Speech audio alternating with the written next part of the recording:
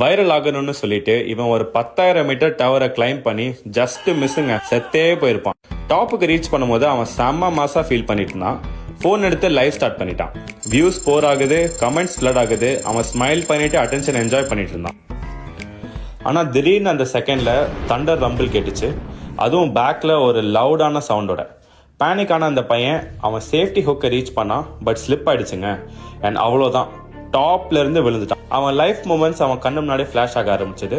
அப்போதான் அவன் ஞாபகம் வந்துச்சு, நான் தான் பேராஷூட் போட்டிருக்கேன்ல. கார்டை புல் பண்ணா, ஒரு டீப் பிரெத் எடுத்தான். பட் அவன் ஷாக்குக்கு பேராஷூட் மேல் ஃபங்க்ஷன் ஆயிடுச்சு.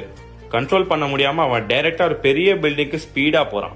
இம்பாக்டுக்கு ரெடி ஆகும் போது மிராக்கிளா அந்த டோர் ஓப்பன் ஆகி அவன் நேரா எங்க வந்தானா குவைத்துக்கு தான் வந்தான்.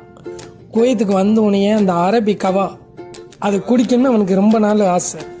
அதை ஊற்றி குடிச்சுக்கிட்டு இருந்தான். அப்புறம் அவனுக்கு அந்த கவா குடிக்கணும்னா பேரிச்சம்பழம், ஃப்ரெஷ் க்ரீம் இதெல்லாம் வேணும். அதையும் எடுத்து அவன் சாப்பிட்டுக்கிட்டு அப்படியே ரிலாக்ஸாக இருந்தான். ஏன்னா 2TT வருமா வராதா அப்படின்னு அவனுக்கு தெரில. இந்த குவைத்தோட நிலைமையே வீட்டு டிரைவரோட இதான். இந்த பிள்ளைகளெல்லாம் டீல் பண்ணுற விதமே வேறு.